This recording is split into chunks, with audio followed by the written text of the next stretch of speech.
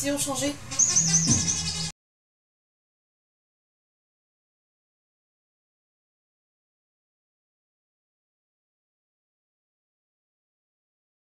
Bonjour à tous, bienvenue sur RQC, il est 8h, nous sommes le vendredi 14 juillet 2023. Vous écoutez en direct votre émission préférée, celle qui parle de transition écologique, de changement, de nature, d'objectifs de développement durable. Et oui, vous écoutez Si on changeait. Alors, petite émission spéciale estivale. Bonjour les amis, comment allez-vous aujourd'hui? Très bien. Vous êtes en forme, il fait beau, ouais. Le soleil brille, tout va bien, c'est les vacances, bah oui, exactement. Alors n'oubliez pas que vous êtes sur votre radio préférée, 95 FM RQC, et aussi sur Facebook, parce que oui, nous sommes en direct sur Facebook. Et même cet été, on sera sur YouTube. Nous sommes les bien sûr. Donc 95 FM et voilà, on va retrouver bien sûr notre chroniqueuse la plus maline et débrouillarde avec l'astucerie de Fanny et aussi le grand retour de la voix des animaux. Ça faisait un petit moment qu'on l'avait pas entendu, la voix des animaux, et on va la réentendre aujourd'hui. Yves est bien là. Et peut-être aussi un quiz, mais non, c'est sûr, même un quiz d'anthologie avec la rubrique What the Phone qui refera son apparition cette émission-ci. Alors, si jamais vous voulez réagir à cette émission, la page Facebook Cellule Environnement, et vous pouvez mettre vos petits commentaires et nous y répondrons avec grand plaisir. Alors, pour commencer cette émission, je ne voulais pas commencer par la journée mondiale. Là, d'habitude, on fait ça, et puis là, je me suis dit, c'est émission estivale, c'est tranquille, on peut faire autrement. Et puis, on est le 14 juillet. Et oui, le 14 juillet, qu'est-ce que c'est le 14 juillet? Ah, vous savez pas? Bah oui. Journée mondiale des Français. Des Français. Alors oui, le 14 juillet, fête nationale française, donc on voulait souhaiter une bonne fête à nos voisins. Alors en tapant... Voisins et parfois famille. Ouais, oui. Et parfois même... voisins et famille. Et habitants. Et habitants, voilà. Hein. Et alors, c'est marrant parce qu'en préparant l'émission, j'avais tapé 14 juillet dans Google, et la première chose qui m'est apparue, c'est 14 juillet, la fête de Liège.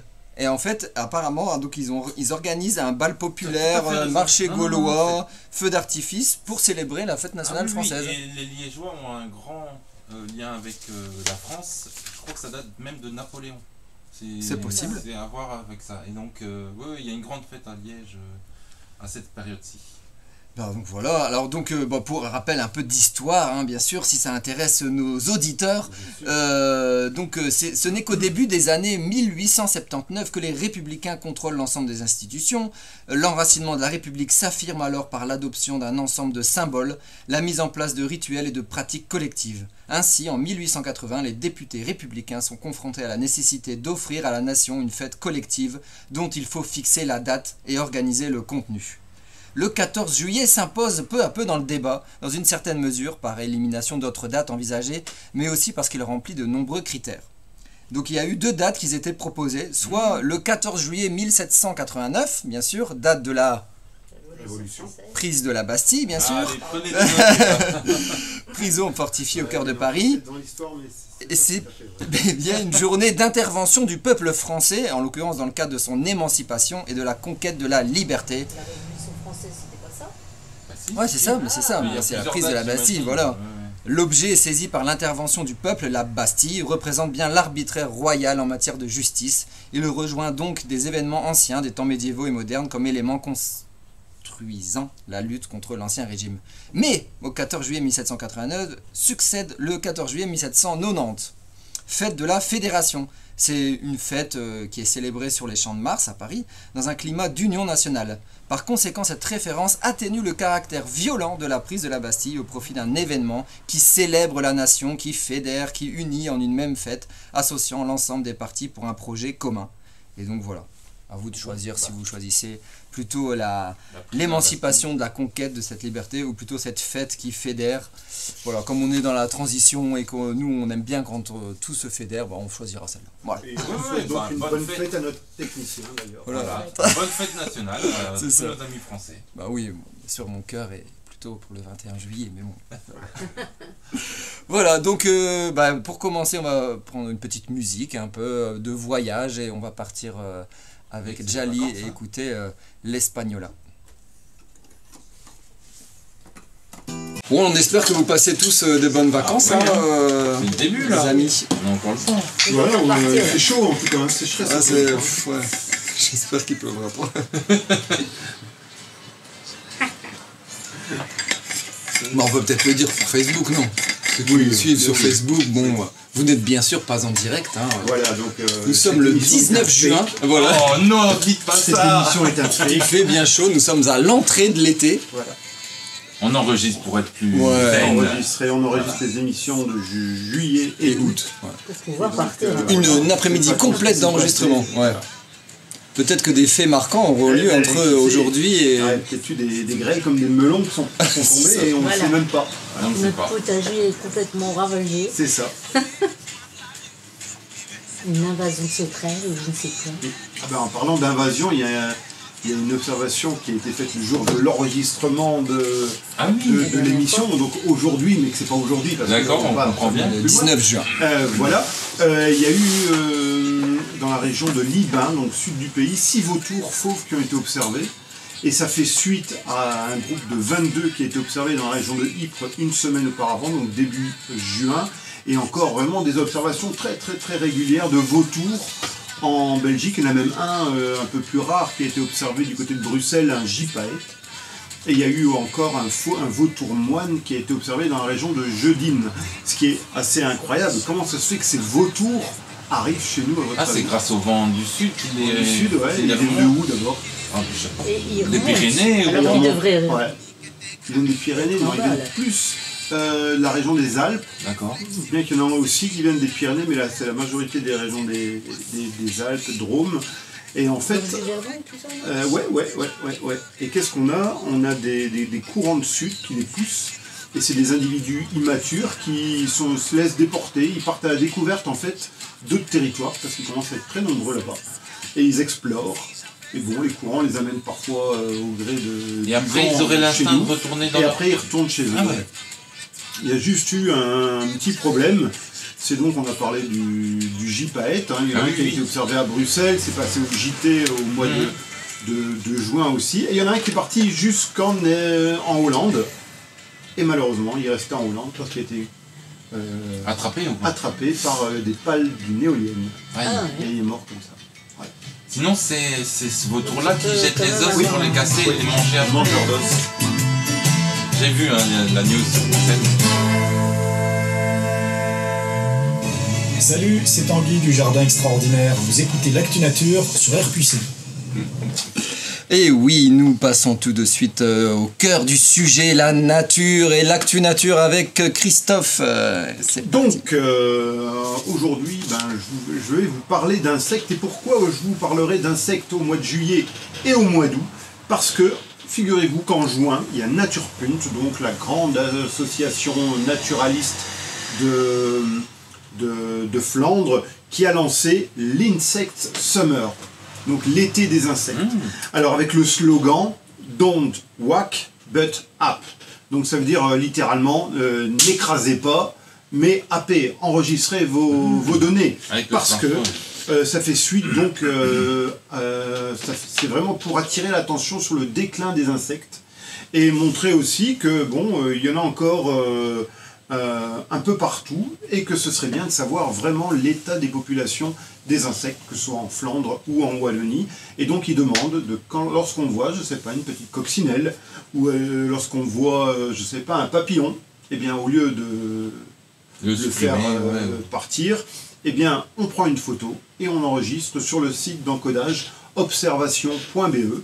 Il y a moyen de rentrer une photo et qu'on vous dise ce que c'est en fait. Il y a une intelligence artificielle qui vous dit, tiens, ça c'est un pan du jour, ça c'est une coccinelle asiatique, ça c'est une montre religieuse par exemple. Et donc on invite tous les gens à faire ça, à aller dans son jardin ou le long des routes, et quand vous voyez quelque chose, paf, on pense à l'Insect Summer de Naturpunt, on prend son GSM, petite photo, on la recadre si possible, on l'encode, et directement la donnée est géolocalisée. Et donc ça veut dire qu'on peut dresser ensuite une carte, un atlas, un atlas de l'état des populations de chaque espèce. Et ça marche super bien. Pour l'instant, ils sont à près de 10 000 observations par jour qui rentrent comme ça. Donc ça marche super bien. Et ça dure jusqu'au 31 août. Ah oui, donc on a le temps. Donc nous, on va parler ce mois-ci, au mois de juillet, on va parler des bourdons. Parce que les bourdons, c'est vrai que c'est super important. On parle souvent de l'abeille mellifère. Mais les bourdons, c'est quoi d'abord? C'est quoi la relation entre les bourdons et une abeille? Yves, est-ce qu'il y a une relation d'abord entre les bourdons et une abeille? Des relations, quel genre de relations? Ben, je sais pas, de famille. C'est le même ordre. Même famille, peut-être aussi, non? Je sais pas. Hyménoptère, mais. Hyménoptère, ça veut dire avec des ailes membraneuses. Et donc on est dans cet ordre-là. Hein. Et puis il y a la famille des apidés, où il y a les abeilles, mais il y a aussi les bourdons. Ah oui, c'est vraiment lié. Voilà, la même famille, la même grande famille. Et si on regarde à Moucron, on a déjà vu 7 espèces de bourdons. Donc on en voit beaucoup les bourdons, on en voit plein, mais il n'y a que 7 espèces.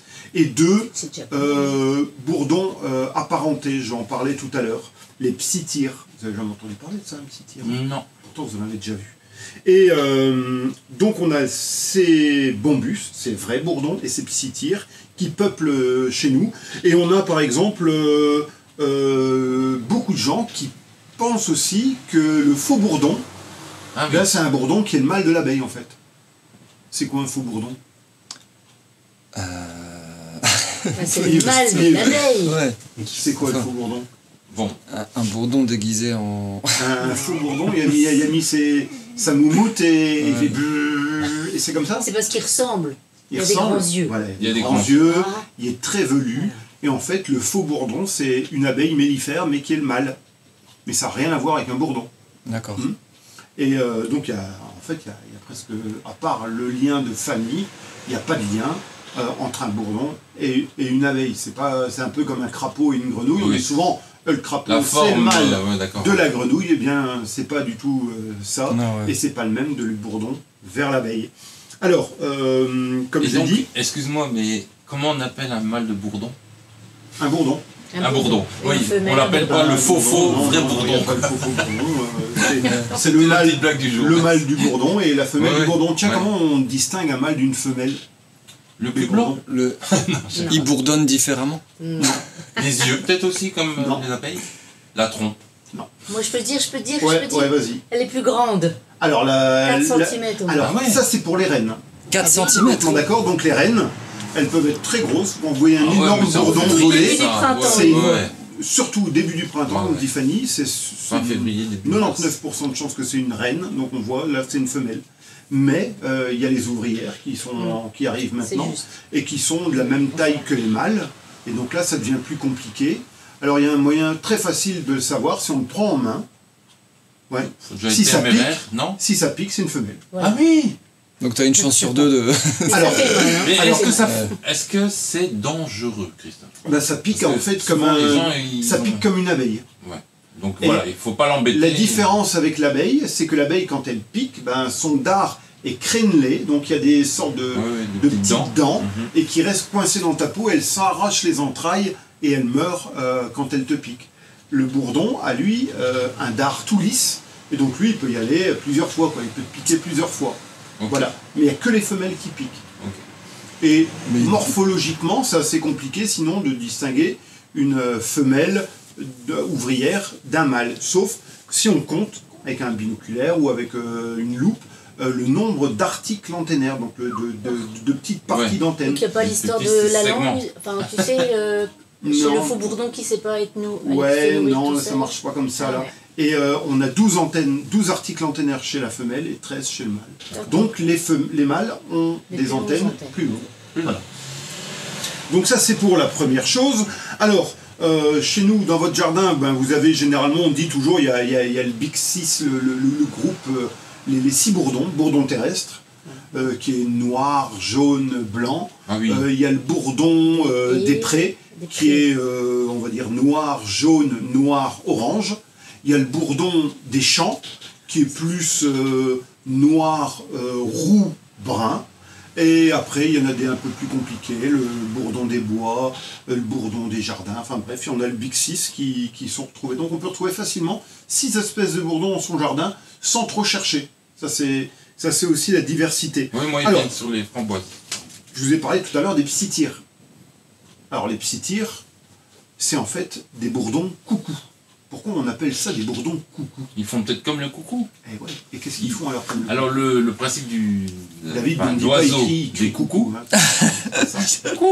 J'ai pas osé. Non, j'ai pas osé. Un coucou pond ses œufs dans un nid d'un autre oiseau. Et le bourdon coucou pond son nid dans le nid d'un Pond ses œufs dans le nid bourdon.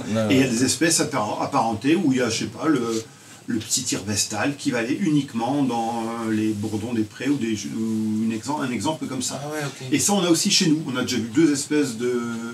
Mais ça ressemble, mais comme 2 gouttes d'eau à un bourdon, quoi. Ouais. Les ailes sont plus fumées, il y a des différences sur les pattes arrière où il ne prend pas de pollen, il n'y a pas besoin de nourrir ses jeunes, vu qu'il pond dans... C'est un opportuniste. C'est exactement ça. Ouais. Alors une autre caractéristique des bourdons, c'est qu'ils ont des longues langues. C'est probablement un des insectes qui a la langue la plus longue. C'est dur à dire. La langue la plus longue. Et donc c'est ça qu'ils sont adaptés à certaines plantes. Et donc il n'y a que eux qui peuvent aller sur certaines fleurs.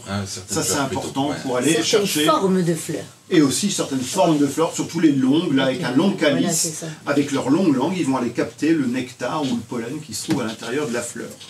Alors... Ça c'est toujours la question mystère. Les bourdons ne voient pas une couleur particulière plutôt qu'une autre? Je sais pas. Il n'y a pas une sélection, je pense, des fleurs. Alors, est-ce que les bourdons font du miel? Non. Ils font du pain d'abeille, je pense plutôt, non? Oui, mais bon, je sais pas. Si. Ils font du miel? Non. Ils font en fait du nectar. Ils collectent le nectar. Mais ce miel, ce nectar n'est pas transformé. Donc ça reste du nectar, ce liquide sucré. Du nectar ou du pollen? On ne va pas le laisser poser et faire partir, non. Je me suis fait avoir par Léon le bourdon. Et voilà. Alors, autre chose, les mâles de chaque espèce de bourdon ont leur propre espace aérien. Ça veut dire qu'il y en a qui volent haut, il y en a qui volent au-dessus de la végétation, il y en a qui volent en dessous, juste au niveau de la terre aussi. Et ça, c'est typique de l'un ou l'autre bourdon. Et c'est qui le contrôleur aérien du coup? C'est extraordinaire. Vol de bourdon. Alors, les bourdons se reconnaissent aussi à leur odeur corporelle.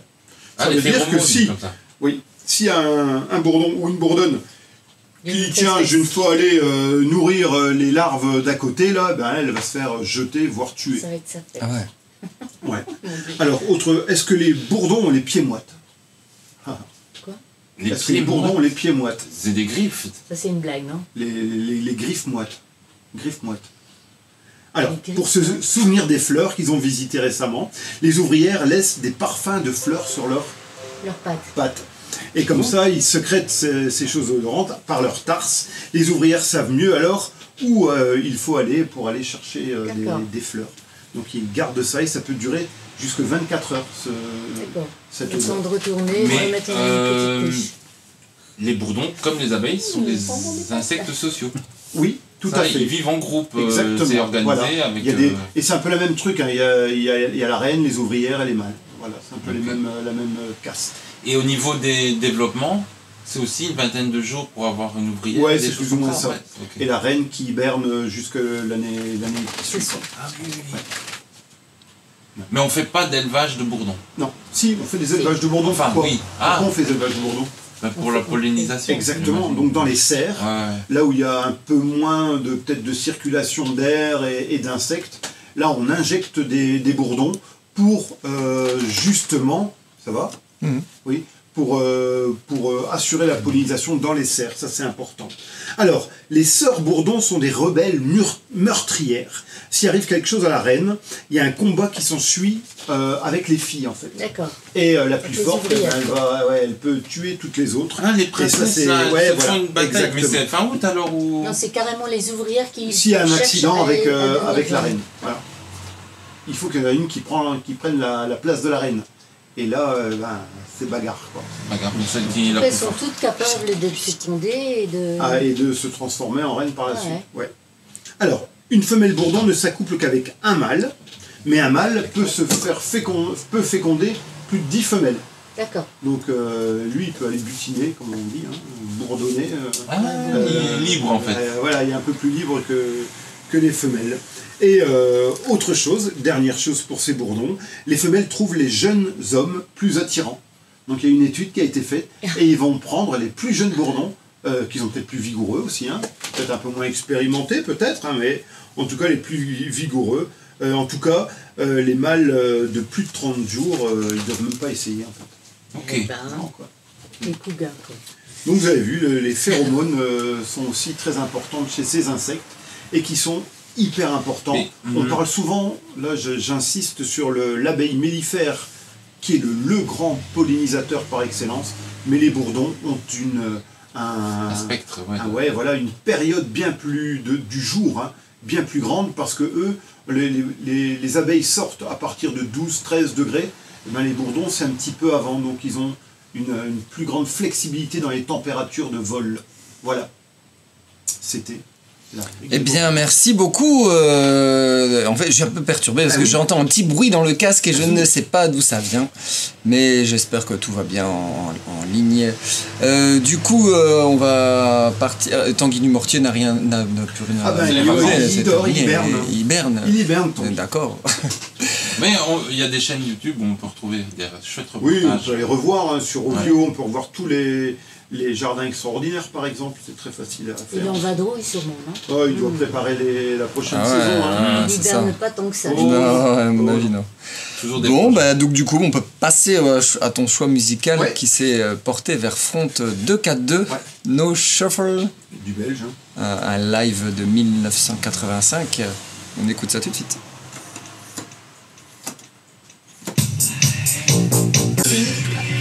Une radio libre, sans publicité, sans parti. Mais pas sans parti pris. Mais pas sans parti pris. L'astuce de Fanny. Mettre au régime le sac poubelle. Comment faire? Par terre, les capsules et les canettes, tombent les bouteilles de verre, les paquets de cigares. Elle est très jolie cette petite chanson, hein, Fanny? C'est pas mal, c'est pas mal. Alors l'astucerie de Fanny, quelle astuce vas-tu nous proposer aujourd'hui? Comme on était en vacances, je me suis dit, on va parler justement des vacances et du zéro déchet. Alors est-ce que c'est possible?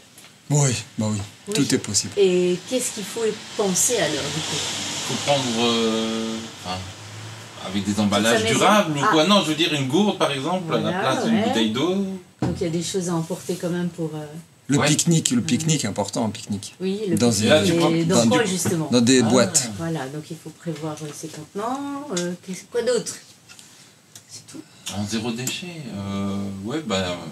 si on prend des fruits, il n'y a pas besoin d'emballage. Ouais, aussi. Des trucs comme ça. Ouais, mais on va pas prendre les fruits avec, on va les acheter où? Ah, là sur place. Oui. Petit artisan le long de la route là, et puis voilà. Voilà, dans les marchés ou des choses comme ça. D'abricots pour l'instant. Ou de melons, de cavaillons. Pourquoi pas. Voilà, mais avant de partir, il faut penser à faire donc une valise qui sera light. Pas la peine de s'encombrer de choses qu'on ne va pas mettre. Non, c'est dire ça aux femmes. Hein. Je sais. Toi, tu prends un slip, une paire de chaussettes, c'est bon. C'est plus j'en prends quand même deux. Non, vous allez voir sur internet, il y a plein de façons de réaliser cette valise pour qu'elle ne soit pas trop encombrante. Et puis de toute façon, il y a toujours moyen de faire une petite lessive entre deux. Mais oui. Donc pas besoin de remplir cette valise, même si vous avez des enfants, de jeux. Après, le reste, on l'occupe avec les activités de la journée qui quand même se font en famille. Alors il faut un set de transport, comme vous l'avez dit. Pensez donc à tout ce qui est emballage qui vont vous permettre de partir en pique-nique, donc les boîtes de conserve, de conservation, pardon. Oui. Souvent il fait très chaud, il faut faire quand même gaffe à la en verre, voilà. Ouais. Un petit bloc de glaçons, ça peut servir. Et donc identifier aussi à l'avance les lieux où on va pouvoir faire ses achats en zéro déchet et voire même en vrac. Donc ça, vous regardez sur les sites internet avant de partir, dans la région où vous partez, dire on va plutôt aller là ou là, et rechercher évidemment les dates du marché. Parce que le marché, ça va vous permettre de faire du zéro déchet à fond. Et quand on parle des amis français, ils ont souvent des chouettes marchés. Marché nocturne. La première étape, généralement, je sais pas vous, mais c'est d'aller à l'office au marché de du tourisme pour savoir tout ça. Alors, le choix des vacances aussi, le logement. Donc, si vous souhaitez vous tourner vers des lieux plus écologiques, plus engagés, plus écolabellisés, donc au niveau de la Belgique, il y a les logements clés vertes qui sont pas mal. Les logements aussi à la ferme. Donc, en Wallonie, on va parler de l'accueil champêtre. En France, on va parler plutôt de bienvenue à la ferme. Et à travers le monde, vous avez même l'accueil paysan, qui vous propose donc des logements plus écologiques, engagés, écolabellisés, et j'en passe. Hein. Ce qui est très à la mode aussi, c'est les logements chez l'habitant. Le couchsurfing, c'est ça? Surfing, les échanges de maisons. Alors ça, voilà, je ne sais pas comment ça marche, mais... moi j'avais fait, mais c'était à Cuba, ça s'appelait les Casas Particulares, et eux, en fait, ils ont carrément leur maison, et à l'avant de la maison, ou à un autre endroit, ils ont une pièce dédiée, ou même une pièce dans leur maison, qui est dédiée pour recevoir les personnes, et donc quasi, tu peux manger avec eux le soir. Je pense qu'il y a un échange. C'est comme une table d'hôte un peu, mais... Voilà, c'est ça. Et bien, chez nous, on a aussi le woofing. C'est quoi le woofing? C'est quand tu vas faire des petits travaux dans une ferme. Voilà, tout à fait. Donc, généralement, c'est dans les fermes. On travaille à la ferme et en échange, on a le gîte. Le couvert, c'est ça. Je sais que ma fille, elle a encore fait ça. Ça, c'est bien, ça. Du côté, je pense que c'était d'Anvers. Les vendanges ou des trucs comme ça. Oui, aussi. Ça, c'est encore une bonne idée. Ça, c'est gai, ça. Si on lui fait un bon de oui. Ouais, c'est ça. Ah, oui. Ça, c'est plus pour toi, Christophe. Toi, t'as déjà... Je vais juste goûter le vin. Ouais, c'est ça. Tu veux piétiner le raisin. Tu peux trouver les galles, les champignons, analyser la biodiversité de la vigne. Alors, pour tout ce qui concerne les guides qu'il faut consulter, on a les guides Tao qui sont pas mal. Avec Lonely Planet aussi, ça c'est des bons guides où vous allez avoir justement ce style de vacances avec des bons tuyaux pour les préparer. Et il y a tout ce qui est transport. Alors quel est le meilleur transport pour partir en vacances? Le vélo. Alors, c'est le meilleur en effet, le vélo. Alors oui, après ça vient le train. Si vous voulez, je mettrai en commentaire. Et ensuite le bateau. Alors, non. Pas bon. Pas bon ça. Oh, mais un bateau à voile, excusez-moi, un bateau à voile. Le bus. Et ça, voilà, le bus avec donc par exemple la compagnie Flixibus qui propose voilà. Il y a Blabla Bus aussi, Blablacar. Voilà, si vous êtes beaucoup dans la voiture, ça peut être la voiture, surtout si elle fait des efforts au niveau de la consommation. Dans les descentes, tu coupes. Alors le train, il faut savoir que depuis maintenant, donc le train de nuit, depuis Bruxelles, il y a moyen d'aller à Berlin. Voilà, ça c'est la nouvelle destination, Berlin. Ou sinon Amsterdam, Rotterdam, c'était déjà d'actualité. Et en 2020, ils vont même proposer... En 2020 Pardon. En 2024, oui, nous sommes le 14 juillet 2000. Non, c'est pas ça. Et donc il y a... à travers toute l'Europe, pour prendre ces trains, le Rail Travel, qui est intéressant à consulter. Moi, j'ai été voir, par exemple, si je pars en Slovénie, comme bientôt, eh bien, j'aurais pu prendre le train. Et un peu comme une croisière en bateau, en fait, on a quelques arrêts entre deux, des étapes. Et donc, on peut faire le tour de la Slovénie. Et après, si tu veux, tu peux louer une voiture sur place. Voilà, c'est ça. Le train, il attend? Non. C'est des étapes. Parfois, c'est un jour ou deux. Tu as le droit de 10h à 18h et après, il repart. Voilà. Donc le train, il attend dans la gare. Il fait les villes principales. Comme une croisière, mais en train. Tout à fait. C'est une excellente idée. Alors, c'est vrai que le bateau et l'avion, si on sait faire sans, c'est toujours mieux. Maintenant, y a une solution. Quand vous partez en avion, il y a toujours moyen d'aller sur certains sites qui vont vous permettre de compenser votre empreinte écologique. Donc avec des projets comme par exemple la plantation d'arbres pour compenser, etc.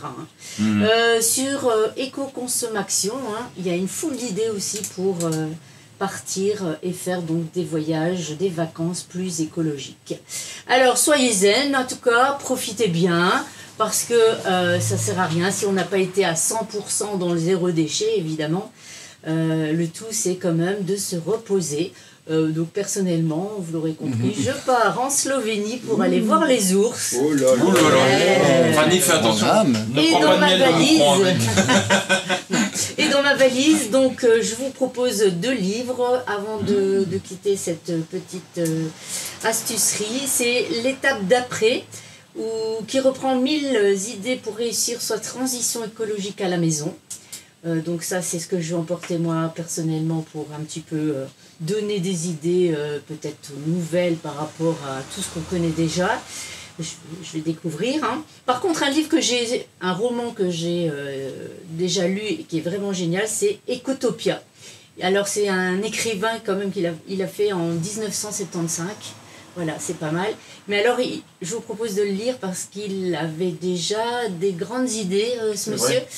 Donc c'est un journaliste, voilà. Et alors c'est en fait une partie de l'Amérique qui va se mettre indépendante. Et dans cette partie d'Amérique, en fait, tout est sous l'étiquette donc du zéro déchet, de la transition écologique. Et donc un journaliste qui va aller s'inviter dans cette partie de l'Amérique et donc découvrir un petit peu ce qu'ils ont mis en place. Okay. Et c'est vraiment intéressant. Je vois qu'apparemment à l'UNIF, ils aiment bien aussi ce livre. Moi, je l'ai découvert tout simplement à la ressourcerie. Ah voilà, je suis tombée c'est ce que j'allais dire. C'est vrai que de temps en temps, aller passer à la ressourcerie, trouver un J'avais un petit peu peur que c'était pas vraiment sur l'environnement, mais c'est vraiment pas mal fait. Et il y a des choses en tout cas que lui a proposé dans son livre ou auxquelles on pensait déjà à des solutions et qui, à l'heure actuelle, ont été vraiment apportées ou pas. Ça dépend un petit peu de quoi on parle en fait dans le livre. Voilà. C'est tout pour moi, je vous souhaite de bonnes vacances. Je rebondis sur ta rubrique juste une seconde, c'est que en fait on a des tutos sur le zéro déchet et il y a entre autres un tuto où on explique un peu comment partir en voyage, en excursion plutôt je vais dire, en zéro déchet. Donc c'est sur notre chaîne YouTube, je vous invite à aller découvrir ça. Super, merci beaucoup Fanny pour ces belles astuces zéro déchet. On est déjà en vacances avec Fanny. On espère, on est tous en vacances. Alors peut-être qu'il y en a qui travaillent. Moi je reviens au mois de juillet pour faire la radio, c'est génial. T'es courageux. C'est beau, c'est beau. Ah, que c'est beau. Alors du coup on va passer pas à ton choix musical du coup mais celui de Marion. Oui. Parce qu'il y a eu un petit souci. Non, on a plutôt échangé un peu nos places. C'est parfait. Parce que j'allais pas proposer ça au mois d'août. C'est sûr. Rubrique vacances, voilà. Alors du coup elle avait choisi Eros Ramazzotti. Una storia importante. Ah c'est le voyage déjà. Ah ouais. C'est parfait. Bon voyage avec Eros Ramazzotti. Où navigue le vent libre? Sinon, je m'ennuie derrière. On est dans le ventilo, quoi. Vous calmez ce lit. C'est pour ça que je ne veux pas non plus aller. Tu sais s'il allait à Bernissa ou quoi?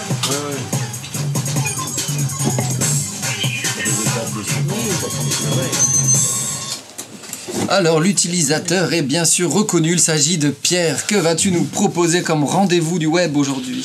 Voilà. On continue notre petit tour d'astuces ou de découverte de sites internet. Et en ce début du mois d'août, du mois de juillet. Il y en a peut-être qui vont faire des travaux chez eux pendant les vacances. Et donc je m'étais dit, je vous parlerai bien d'une initiative de la ressourcerie Le Carré. Qui est une entreprise d'économie sociale et circulaire, et elle lance un projet depuis quelques mois maintenant de récupération de matériaux de construction et avec une vente à prix bas. Donc, mais qu'est-ce que c'est, pourquoi, je vous l'explique, et puis bien sûr dans les commentaires je vous mettrai le lien vers la matériothèque, ça s'appelle. En fait, l'idée c'est de pouvoir récupérer, recycler, réutiliser tout ce que l'on peut récupérer quand on fait des chantiers, des constructions, et que ce soit du bois, donc des panneaux, des planches, des poutres, des inertes, ça peut être des carreaux, des briques, des seuils de porte, des pavés, du métal, oui, des tuiles, les sanitaires bien entendu, ainsi que les équipements attachés au bâtiment, donc tout ce qui est baignoire, fenêtres, portes, radiateurs, prises.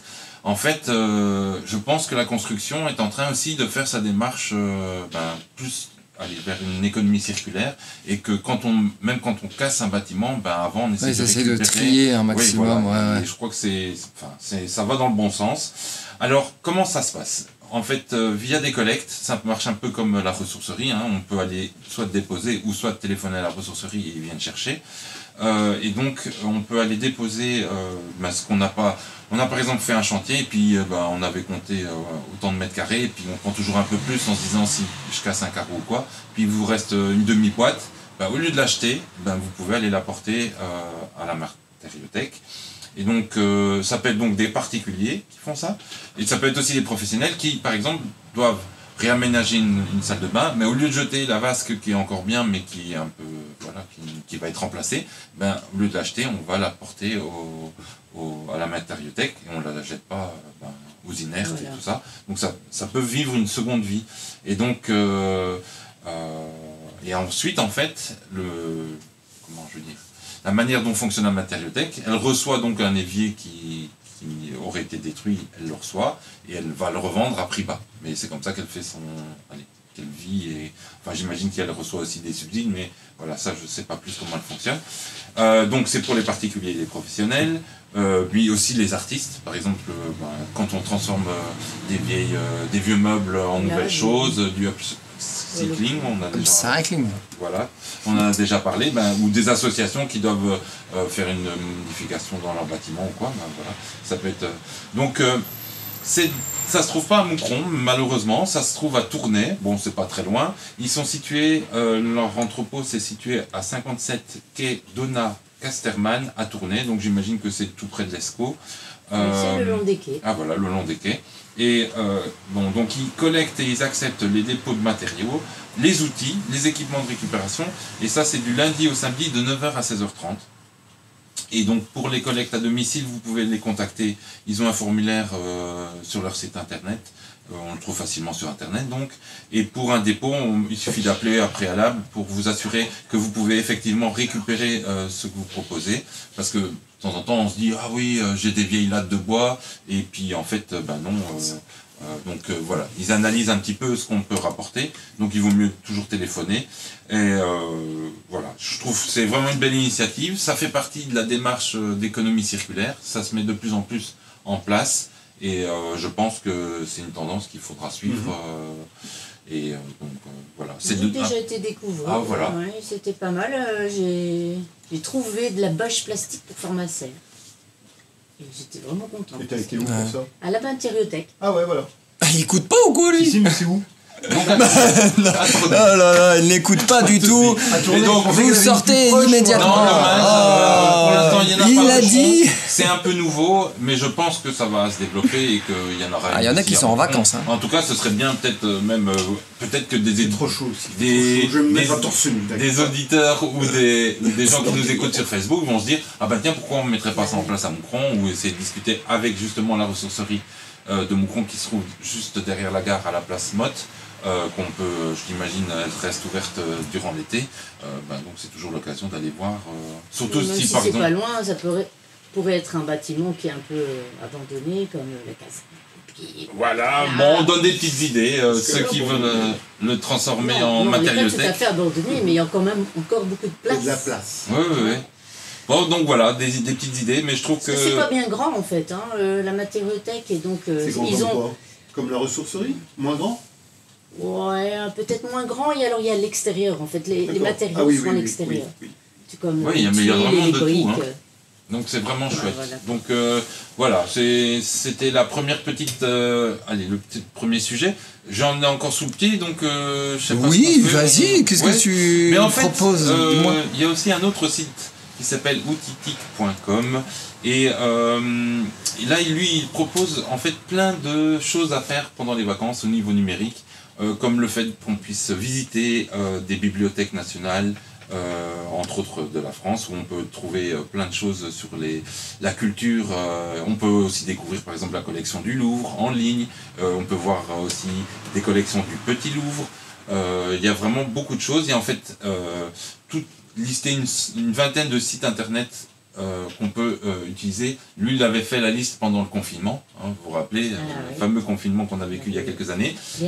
Mais donc pendant les vacances, il y a aussi donc référencé par exemple un site qui propose plus de 1000 films classiques du cinéma mondial à visionner. Donc voilà, une soirée, si on a envie de se dire, tiens, je regarderais bien un vieux film. Et donc je vous partagerai le lien de cette liste. Et c'est surtout pour les pédagogues aussi, c'est le site Outitik. C'est vraiment très intéressant parce que vraiment, il y a un outil de recherche qui vous permet de dire, tiens, vous voulez faire une leçon nature, il y a des applications et il y a il donne des sources vraiment très très larges sur les sujets. Et donc voilà, je vous laisserai découvrir ce que vous voulez faire pendant les vacances ça, avec Internet. Outitik.com. Ouais, il y a une newsletter, mais pendant les vacances c'est au calme. Mais il y a un site internet très riche avec plein de choses à faire. Voilà, pour ceux qui veulent passer un peu de temps sur Internet pendant leurs vacances. Mais on peut aussi aller se promener à l'extérieur et profiter, c'est très bien aussi. Pas de trop, hein, Pierre, tu sais. Non, voilà, il faut se limiter. Bien, merci beaucoup, Pierre. Mais on peut partager, ça peut être bien. Entre autres, moi j'aime bien toujours, sur le CNP, les fichots, on voit des amis qui font des photos à gauche, à droite. Donc le petit principe, c'est ce que je trouve bien, que Christophe avait expliqué, c'est que vous mettez le lieu et l'espèce si vous la connaissez. C'est même pas obligé. Hein. Mais bon, c'est sympa et puis on découvre plein, soit de la faune très locale ou de la faune un peu exotique quand il y en a qui partent en voyage. Mais ce qui est sympa, c'est de partager en fait. Et si les réseaux peuvent servir à ça, c'est chouette. Le partage et l'échange. Voilà. Du coup, on va passer à ton choix musical. Oui. Un petit moment de détente, c'est ça, avec Police. Oui, voilà, j'avais envie une fois. Doudou. Une petite chanson de ma jeunesse. Exactement. Il y en a qui connaissent. Ah ouais, allez. On écoute ça tout de suite alors. Oui. C'est ça. Et au niveau des... Alors pour ceux qui l'écoutent par Facebook, donc c'est vrai que... on a beaucoup de films aussi sur notre chaîne YouTube qui ont été faits en 2023, tout ça, donc 2020, même Covid aussi, on en a fait une paire aussi. Et donc si le soir vous vous ennuyez, vous pouvez toujours passer sur notre chaîne ou la faire connaître à d'autres personnes, on sera content. Par contre c'est fini, les faucons, ça on ne les verra plus, ils vont revenir... Alors c'est une année un peu particulière, généralement il y a toujours au moins un qui tombe et qui crée un petit peu l'émoi dans le quartier. Voilà, ici non, on n'a rien eu du tout. Pas un qui s'est cassé la figure, pas une aile cassée, une griffe arrachée, rien du tout. C'était des filles cette fois-ci. Il y avait plus de filles, elles sont peut-être un peu plus prudentes que les mâles. Mais c'était super, j'ai pas encore regardé un peu les statistiques de ceux qui nous ont visités, parce que... Sur YouTube, tu vois. Ouais, mais en fait on peut voir les pays qui viennent voir la webcam et tout ça. Donc, chaque jour on discute avec des gens de Paris, d'Alsace, de communes ici, parce qu'ils ont aussi maintenant une caméra chez eux, donc on partage un peu les expériences. Ils nous demandent régulièrement des conseils sur ce qu'ils doivent faire. Par contre, eux, ils pensaient que lorsque ça quitte le nichoir, il faut tout de suite aller remettre dedans, quoi. Et non, il faut les laisser faire. Ouais. Tant qu'ils sont pas au sol en détresse, il faut pas faire grand-chose. D'ailleurs, ça c'est pour tous les oiseaux. Exactement. Parce qu'on a eu au mois de fin juin, on a eu quelques fois des catastrophes. On est en pleine période de sortie de nid, des choucas, des moineaux, toutes ces espèces assez communes. Ne les touchez pas. Voilà. S'ils sont dans votre jardin au sol, c'est normal, c'est comme ça, les parents veillent encore dessus, ils se mettent à l'abri, à l'ombre. Dans mon tout petit jardin du Nouveau Monde, il y a eu une fois, j'avais 8 mésanges, quoi. Ouais, voilà. Alors que c'est tout petit jardin au plein milieu du Nouveau Monde, et c'était sûrement des jeunes, et ils sont en équipe pour la rentrer le chat plutôt que prendre l'oiseau pour éviter qu'il se fasse manger par le chat. Voilà, ne rentrez pas l'oiseau parce que le chat est là. Voilà, rentrez le chat dans la maison. Et autre chose, il ne faut surtout pas oublier que les oiseaux font beaucoup de jeunes parce qu'il y a une forte mortalité. Ouais. Et la mortalité fait partie du cycle de leur vie aussi. Donc ça ne sert à rien à tout prix de sauver. Parfois ça fait partie de la vie de nourrir d'autres espèces avec les jeunes d'autres espèces. Et toi sinon Christophe, tu as bagué combien d'oiseaux cette année là? On doit être à presque 15, donc sur Moucron, une quinzaine de chouettes chevêches. On est à 5 chouettes effraies. Ah oui. On est à 7 faucons pèlerins et 5 faucons cresserelles. Ah oui, j'ai observé un faucon cresserelle sur la voie express là, de la route de la Laine, qui volait du côté, vraiment avant le chemin de fer. Avant le chemin de fer, ouais. Donc, là, moi, je l'avais jamais observé. Qui directement vous vendent leurs produits. Et puis, il a une deuxième particularité, c'est que c'est très convivial. On y rencontre beaucoup de gens. Rien qu'à les regarder, hein, on voit tout de suite que c'est pas de l'industriel, ils ne sont pas calibrés, il y en a plein de la même taille. Regardez s'il est superbe. On peut aussi s'abonner à un panier de fruits et légumes. Pour les consommateurs, souvent l'idée c'est de se sentir proche de leur alimentation et puis la nature proche des aussi. agriculteurs aussi. Pour certains, c'est venir consommer des produits locaux, des produits de saison. Pour d'autres, ça va être soutenir une agriculture qui est respectueuse de l'environnement. C'est souvent un mélange de motivation individuelle et puis de préoccupation plus collective aussi. Et oui, la news court-circuit. Oui, court-circuit. Effectivement, on parle beaucoup du hall du terroir, bien entendu, comme toujours. Là, ça va être les vacances, donc la petite annonce, c'est juste qu'on fait la date de fermeture du lundi 24 juillet au 15 août, c'est un peu les vacances au hall du terroir aussi, et pour les producteurs aussi. Mais bon, je pense qu'il y a encore des magasins et des fermes qui seront vente directe potentielle. Donc là, il existe une page sur moucron.be, vente à la ferme, et vous pouvez trouver les adresses des différents lieux où on peut encore acheter en circuit court. Et puis donc, ma rubrique, elle est sur une annonce, parce qu'à la rentrée, au retour au 15 août, on est en phase de test pour l'instant en juillet, mais en août, je pense qu'on va poursuivre la collaboration avec la Coop alimentaire. Alors vous allez me dire, mais c'est quoi la COP alimentaire? La COP 26, 27. Ouais, voilà, ici c'est COP dans le sens de coopérative alimentaire. C'est un regroupement de producteurs et de citoyens qui s'unissent et qui unissent leurs forces pour les fruits et les légumes bio. Donc, c'est sortir, c'est régional, c'est un ancrage régional, c'est sur le Tournaisis, mais on collabore avec le Tournai. Et vous savez bien que si on devait prendre que les producteurs moucronois, on n'arriverait pas à nourrir tout le monde et tout ça. Donc il faut faire des passerelles, entre autres peut-être avec Comines, avec Tournai, et travailler ensemble. Et l'idée, c'est que ça se retrouve dans nos assiettes, ces légumes-là. Mais on parle beaucoup de la souveraineté alimentaire. Et donc, suite aux crises successives, climatiques, politiques, économiques, il est important et urgent de développer notre autonomie alimentaire locale. Et donc, c'est pour ça que faut se rendre compte que, pour l'instant, 18% seulement des fruits et légumes que nous consommons sont produits localement. Donc, c'est quand même une prise de conscience et de se dire que on peut créer une filière en local, en bio. C'est ce qu'eux font. Et puis sinon, nous, on travaille aussi avec des fermes en raisonnée, mais il faut de tout, comme tissu agricole autour de Moucron et un peu plus large à l'échelle de la Wallonie-Picarde. Mais c'est bien aussi de consommer en local. Et donc, la coopérative, elle a l'avantage de créer un espace d'échange et de partage de savoir agricole entre les agriculteurs. Déjà, ça crée un réseau, ce qui est très bien parce que souvent, sinon, l'agriculteur, il travaille un peu tout seul dans son champ. Et là, ça permet, quand il y a un coup dur, d'aller donner un coup de main, ou alors, à l'inverse aussi, quand il y en a un qui a des surplus, comme c'est mis avec la coopérative, ça peut être réparti et ça peut être écoulé, mais oui, voilà, écoulé, et puis pour éviter le gaspillage, bien entendu. Mais donc aussi, ça crée un réseau de convivialité avec les agriculteurs, et puis aussi les consommateurs que nous sommes, et qui passons soit par le hall du terroir ou par les autres magasins qui vont proposer aussi les légumes et les fruits de la COP alimentaire, c'est être solidaire avec les producteurs. Donc c'est un prix juste et prix direct du producteur, mais c'est un prix juste aussi pour le consommateur. Enfin, tout le monde est gagnant dans ce système. Alors bien entendu, quand on est en bio, on est plus, entre guillemets, respectueux du sol et du vivant. On travaille avec le sol et on apporte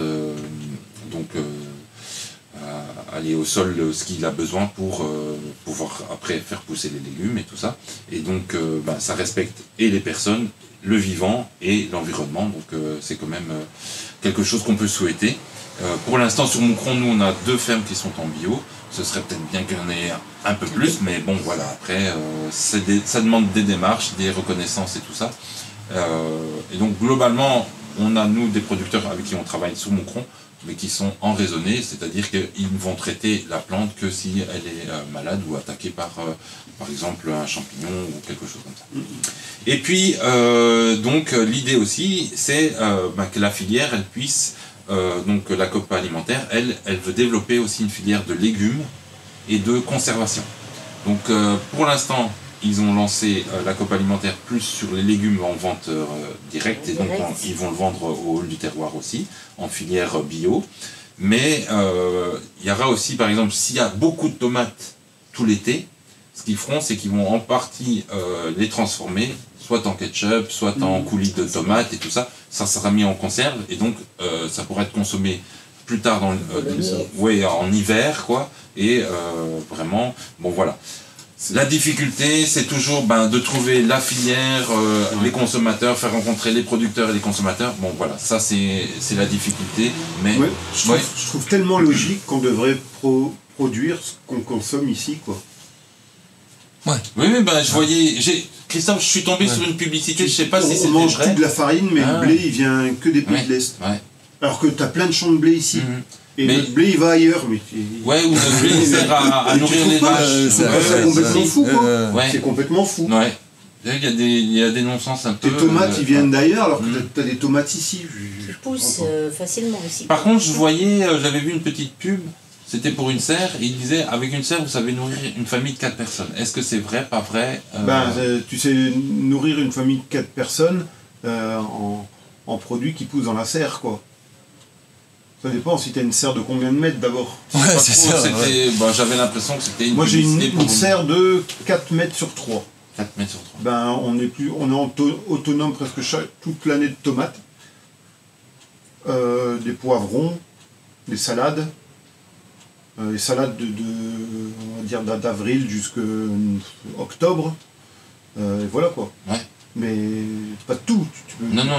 Et généralement on met des choux, je mets des choux à partir du mois fin juillet, au mois d'août je mets des choux, et là je les récolte des choux-fleurs. Et je les récolte au printemps.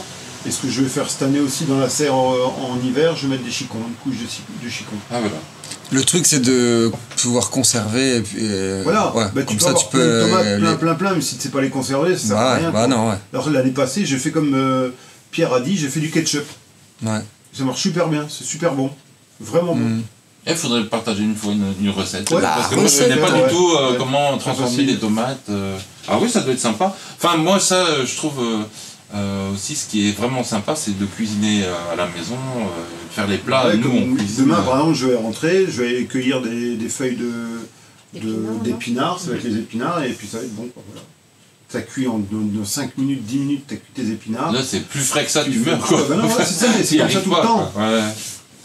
Il faut dire qu'on a quand même... Après, comme on disait aussi, le mois passé, il y a 2 mois, c'est pas un gage de réussite à chaque coup. Ah oui, voilà. Faut comprendre. Il y a des choses qui marchent super bien, des choses qui marchent plus. Il y a des années où ça va marcher, alors que les autres années, on sait pas pourquoi. Il y a des très bonnes années. Ici, cette année, ça a bien commencé. Avec la sécheresse qu'on a depuis le mois de mai, c'est très compliqué pour les semis. Pour faire se lever les semis uniformément, c'est très compliqué. Ouais. Oui, donc, bon, voilà. On va continuer, en tout cas, avec le Hall du Terroir et la coopérative alimentaire du Tournaisis. D'ailleurs, je mettrai le lien parce que ils sont encore en recherche de coopérateurs, donc voilà, si ça vous dit de les aider ou de prendre part au projet, ça peut être chouette. Ils ont un site internet et moi je suis content qu'ils puissent collaborer au projet du Hall du Terroir.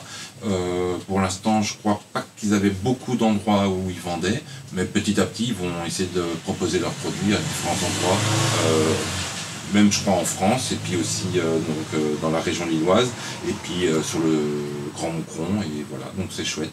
On parle déjà un petit peu du goûter au jardin, même comme ça, s'il y en a qui ne vont pas savoir écouter l'émission du mois d'août, donc il y a grande porte ouverte du réseau des potagers urbains à Moucron. C'est quand même, je crois, la capitale du jardin potager urbain biologique en plus à Moucron. On a 34, même, je crois maintenant plus de projets, 36 ou 37 projets. Alors tout le monde n'ouvre pas ses portes pendant le goûter au jardin qui a lieu le 20 août 2023. Mais sur le site goûteraujardin.com, il y aura des adresses, des endroits où on pourra voir les jardins et les visiter. Et ça sera l'occasion justement de parler de culture, de comment on fait pour avoir un potager et cultiver le potager avec les potagistes qui seront sur place. Donc je vous rappelle, c'est le dimanche 20 août 2023 et ce sera de 10h à 18h. Vous pouvez le faire à vélo aussi, pourquoi pas, les visites des différents jardins. C'est souvent concentré dans des quartiers, donc les distances sont pas énormes. Voilà, une occasion de découvrir les jardins, quoi. Super, un grand merci.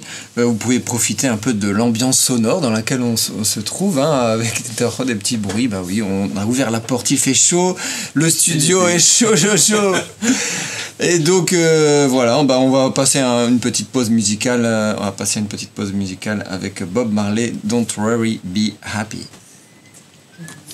Moi, je reviendrai aussi sur la position du gouvernement belge qui a décidé de mettre qui veut voter la mise en suspens de la loi européenne contre la limitation des intrants pour limiter les émissions de CO2.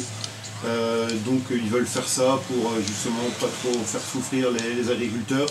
Mais je pense qu'il faut aussi avant tout penser à la biodiversité et à notre santé. Oui, c'est ça, c'est ce que je voulais dire, à la santé. Là, on est encore en train de privilégier l'économique par rapport à notre terre, tout simplement. Et à la santé et au durable. C'est une catastrophe et c'est une honte, je trouve, de notre gouvernement Et je sais même pas pourquoi ils ont relancé ça à un moment donné. Parce que Macron a relancé ça en France.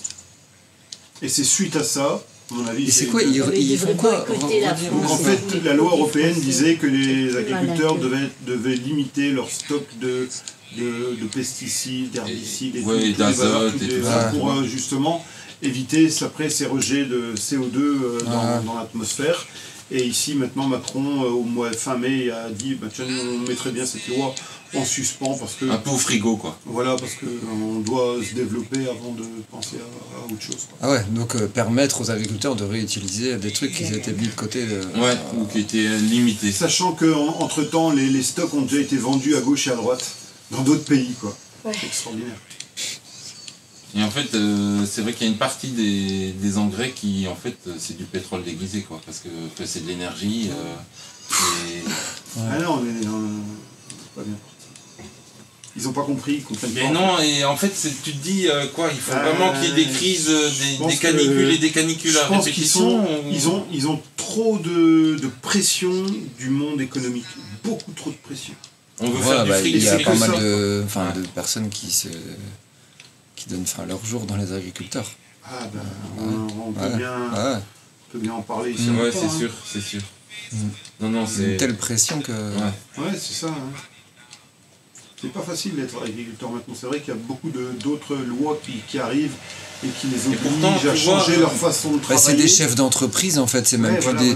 Parce qu'un agriculteur, il travaille la terre et il essaie de nourrir les autres, mais là maintenant c'est... Le gars qui veut faire des patates, il dit tiens, je vais me faire un champ de patates, c'est ça. Non, il y a un cahier des charges, et avant qu'il les plante, ils sont déjà vendus, et il doit, dans le cahier des charges que l'usine lui demande, il doit pulvériser 6, 7, 8 fois à telle date, avec tel produit, sinon il ne prend pas. Et s'il y a un contrat de 45 tonnes, ou je sais pas, 200 tonnes, et bien s'il y a 250 tonnes, les 50 tonnes, il ne sait pas les vendre. C'est fou quand même. Ouais, non, c'est devenu des trucs non-sens. Et puis comme tu le disais tantôt, la quantité de farine qu'on fait importer alors qu'on a des champs de farine. Je sais bien aussi que je pense qu'il y a une partie des pommes de terre belges qui vont jusqu'au Chili. Enfin, il y a des trucs, tu te dis, mais on n'a pas besoin de les envoyer au Chili, quoi. Au Chili, ils ont les terres. Mangeurs de patates, nous. Non, c'est... Faut cultiver dans son jardin, en fait, au moins t'es sûr de ce que tu manges, quoi. Ah ouais. Bah tiens. Et puis, si, je sais pas moi... Jamais on aura une patate. Ah non. Il vient de son potager. Imagine qu'en Belgique, tu consommes, je sais pas moi... 1000 tonnes de patates par an, et bien mets dans tes champs 1000 tonnes de patates. Ouais. Voilà. Non, c'est vraiment, ça nous dépasse, mais bon, voilà. Des échanges. Il y avait des échanges avec le Brésil et tout ça, puis comme il y avait eu une autre tendance politique, ils ont tout mis au stop, et puis maintenant c'est de nouveau un autre président, et ça Lula. recommence. Ouais. C'est compliqué. Ça pouvait pas être pire que Bolsonaro. Donc Non, c'est sûr. Allez. RQC sur le net. Bob Marley, ça va. Bob Marley. C'est le www.rqc.be.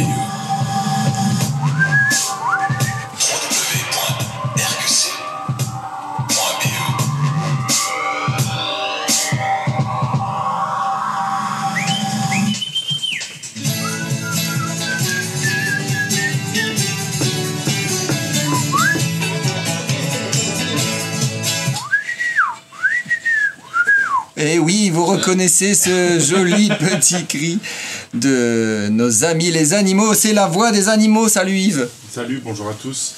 Alors tu n'avais pas de journée mondiale, moi j'en ai. Ah, quelle complémentarité d'équipe. Qu'est-ce que c'était C'était la journée mondiale de quoi le 25 juin dernier? La journée mondiale des animaux abandonnés. Tout à fait. C'est ça. Bravo. Contre Contre l'abandon des animaux de compagnie. pour les vacances. Donc j'ai trouvé quelques chiffres d'un article paru dans Le Vif fin de l'année dernière où on disait qu'en Belgique on comptait 1,6 million de chiens domestiques répartis chez 1,3 million de propriétaires. Et donc pendant le confinement, il y avait pas mal de personnes qui ont décidé d'adopter des animaux de compagnie, et maintenant on a un peu l'impression que c'est l'effet inverse avec le fait que les animaux sont un peu plus tout seuls, ils se rendent compte qu'il faut s'en occuper après le boulot, etc.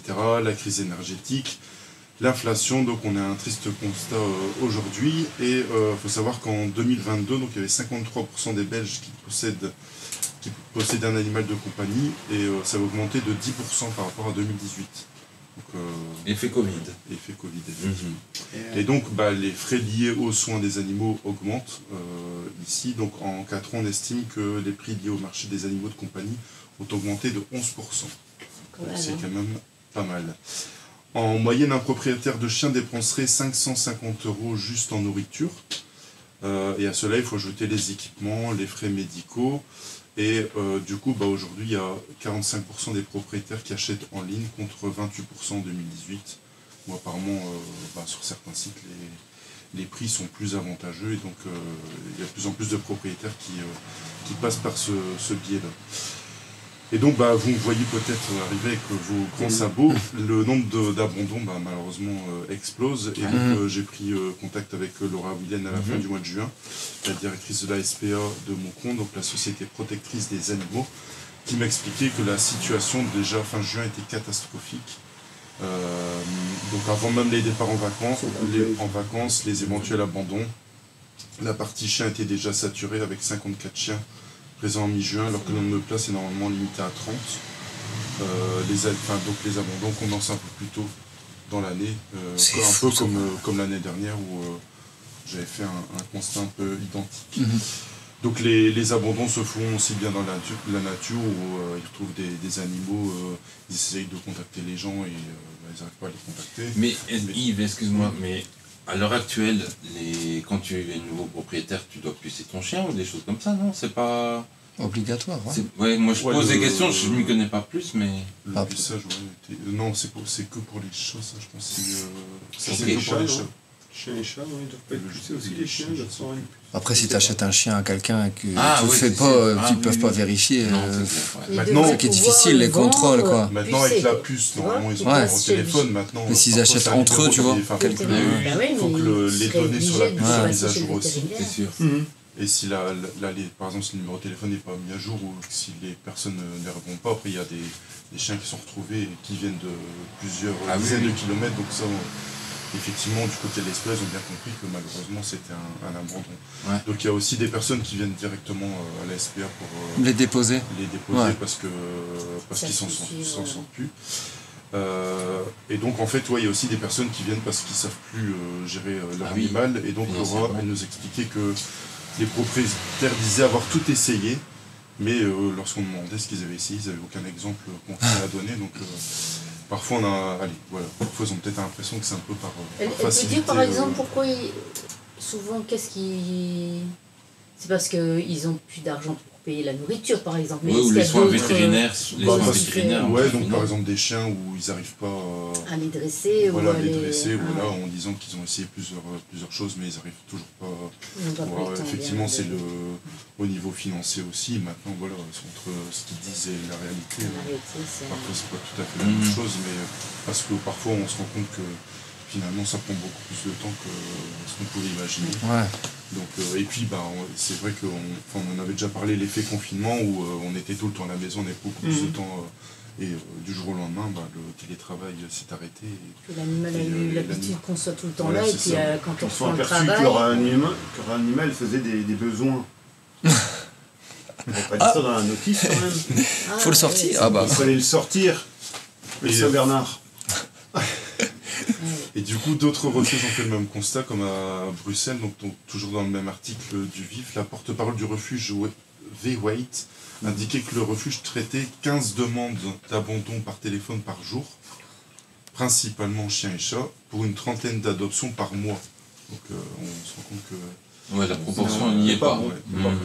Donc évidemment, il y a beaucoup plus d'abandon, et notamment chez les grands chiens en particulier, parce qu'ils ont des besoins en nourriture et ont une dépense énergétique au-dessus de la moyenne, et que les propriétaires, au moment de l'achat, ne le comprennent toujours pas. Et si un chien n'est pas satisfait, il développera à long terme des problèmes de comportement.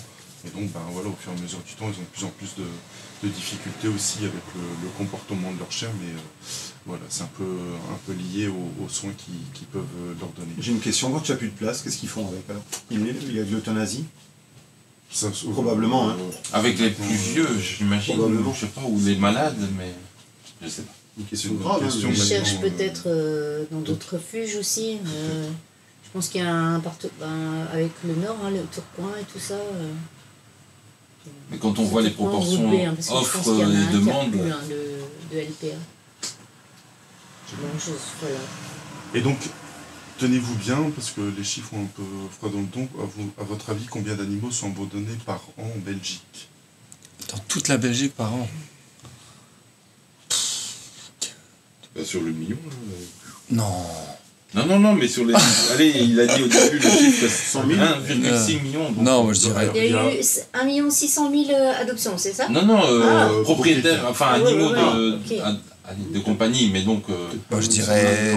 100 000, ça ferait 1%. 56 000, moi je dirais. 25 000 chiens et 32 000 chats, mais ce qui représente quand même 155 animaux par jour. Et si on fait le compte en heure, ça fait 6 à 7 animaux abandonnés par heure en Belgique. Ça fait un peu... Mais les gens, ils savent pas qu'il y a des refuges ou des choses comme ça, que par exemple, s'ils partent en vacances, ils peuvent laisser leurs chiens dans un refuge et les récupèrent après, quoi. Ils sont pas obligés de l'abandonner. Mais c'est vrai que je pense que ça... Je trouve que ça manque de... Tu vois, quand tu vas à la SPH et tu trouves que tu aimerais bien tel ou tel chien, mais il y a tout un travail qui est fait avant l'adoption.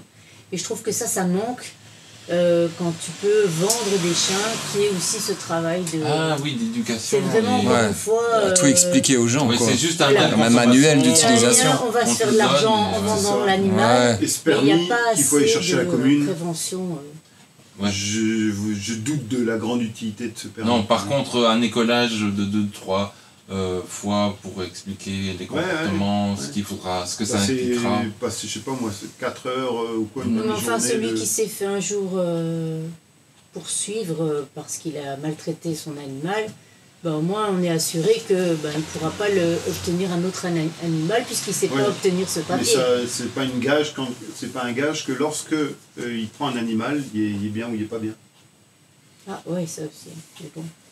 Mais après, c'est vrai que la différence entre, par exemple, la SPA, où voilà, ils sont conscients, évidemment, leur but, en fait, c'est quand ils mettent à l'adoption, c'est évidemment de ne pas le récupérer dans quelques mois, c'est d'où il y a ce travail.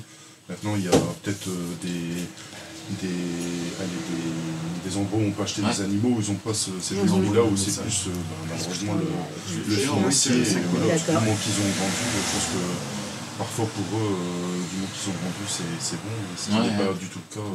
Par exemple, à l'SPA, qui ont beaucoup plus conscience de ça. Donc, les races de chiens les plus abandonnées sont l'American Staff et le berger allemand. Donc, les chiens qui sont plus puissants avec des besoins spécifiques. Et donc, on ne le rappellera jamais assez qu'un animal de compagnie n'est pas un jouet, que cela doit vraiment être un acte réfléchi avant de l'acquérir. Un animal prend du temps pour le nourrir, le soigner, le promener, dans certains cas, s'en occuper tout simplement, mais ça coûte aussi en nourriture, en soins, en matériel pour son bien-être. Le meilleur moyen de ne pas être désemparé face à la présence d'un animal dans votre foyer, c'est de bien réfléchir aux conséquences avant de l'acheter. Réfléchir, s'informer aussi. C'est ça, c'est comme ceux qui achètent des grosses voitures mais qu'après ils savent pas mettre le carburant dedans et l'entretenir. Je pense bien qu'à la SPA, si on aime les animaux puis on se dit bon, est-ce qu'à la maison ça sera pratique, on peut être bénévole, et aller aider, s'occuper des chiens et rendre service, et là vous aurez déjà un lien avec les chiens, et ça peut peut-être vous donner à réfléchir, ok ça implique tout ceci. Bon, je vais encore aller donner des coups de main à la SPA, mais je vais pas prendre de chien. Même les vacances, tu vas en vacances, tu as des lieux à la plage où tu peux pas prendre ton chien. Ouais. Donc tu dois savoir tout ça. Bien s'informer, réfléchir.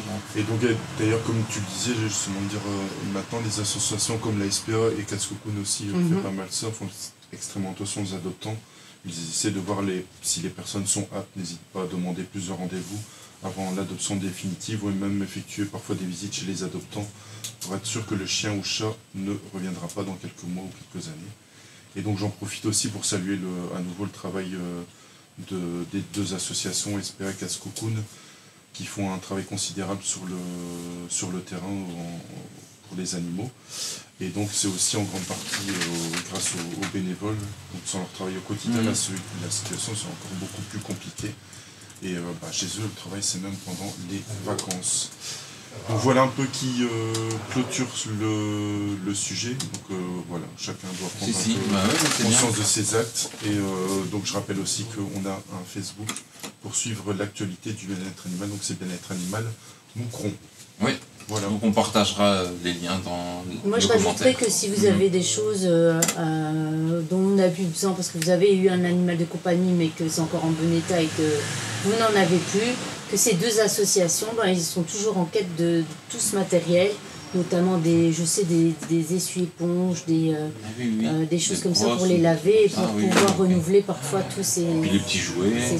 Voilà, tout ça, au lieu de les jeter, voilà. Ouais, bonne idée. N'hésitez pas à les leur apporter, je pense qu'ils en feront bon usage. Tout à fait. Eh bien, grand merci Yves pour toutes ces informations. Donc n'oubliez pas, c'était joli la phrase que tu avais dit là, à la fin sur les animaux. C'est vrai. Donc du coup on écoute ton choix musical qui s'est porté. Donc c'est Fall Out Boy, The Last of the Real Ones. J'essaye de faire un effort sur la prononciation. C'est beau, non, tu t'améliores, je trouve. You do. Où naviguent les ondes libres? RQC 95 FM. Le seul compromis, la bonne musique. Alors voilà, on se retrouve, on est toujours sur RQC 95 FM, notre émission, votre émission Si on changeait, avec tous nos chroniqueurs, numéro 7, petite émission spéciale estivale.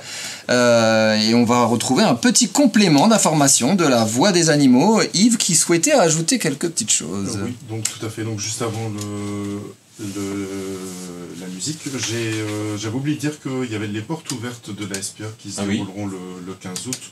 Où il y a pas mal d'animations, ils vendent aussi du matériel pour les animaux, donc évidemment le matériel, la vente de choses et d'autres, il y aura de quoi se nourrir, de quoi se désaltérer, et donc tous ces frais évidemment participeront au projet de la SPA, au budget de la SPA, donc ça se déroulera le 15 août à la SPA, donc pour rappel qui est situé le long du boulevard des Alliés.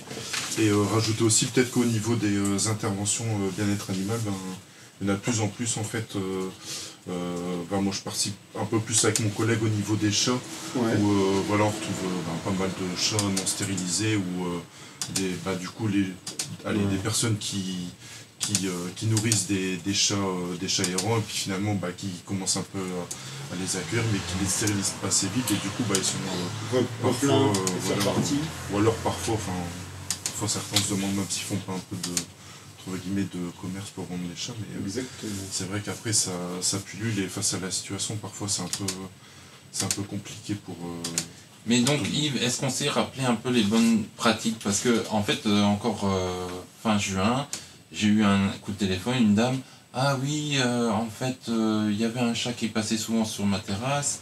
Finalement, j'ai pris de pitié, j'ai commencé à le nourrir. Maintenant, il vient super régulièrement. Mais en fait, c'est un chat sauvage.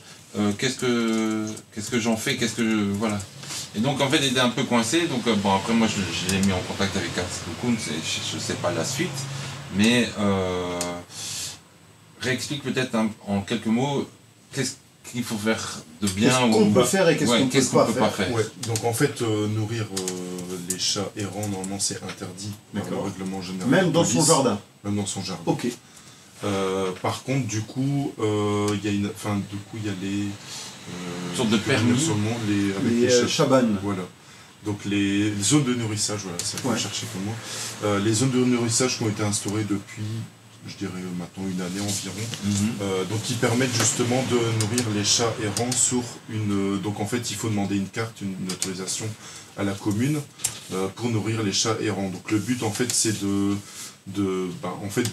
peu de localiser les chats et par exemple voilà, si vous avez l'habitude de nourrir les chats dans votre quartier, si vous voyez un nouveau chat à ce moment-là qui n'est pas stérilisé, à ce moment-là nous on peut faire appel aux associations pour les trapper et ensuite les stériliser, les pucer, les stériliser, pas les pucer, les stériliser pour que voilà, ils soient en ordre et que ça pue plus dans le quartier. Donc c'est vraiment pour essayer de...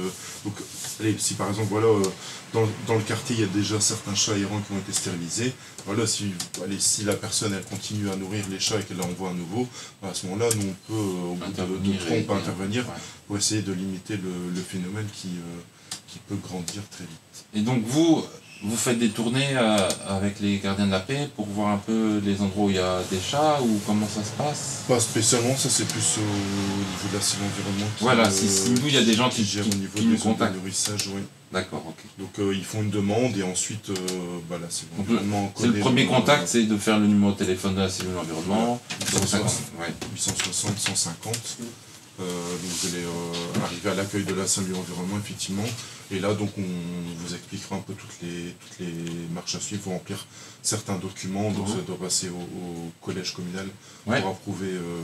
Et donc comme ça rentre dans un règlement un peu spécifique du règlement général de police, pour être en ordre, vous recevez à ce moment-là une petite carte de nourrisseur officiel qui vous permet de nourrir les chats errants. Et c'est vraiment pour essayer de contrôler la population en fait dans parce que il y a une image un peu, comme on dit, on met un couple de chats et 5 ans plus tard ils sont combien? Ils sont de mémoire, je pense que c'était 20 000 plus ou moins. Ah oui, c'est vraiment exponentiel et donc...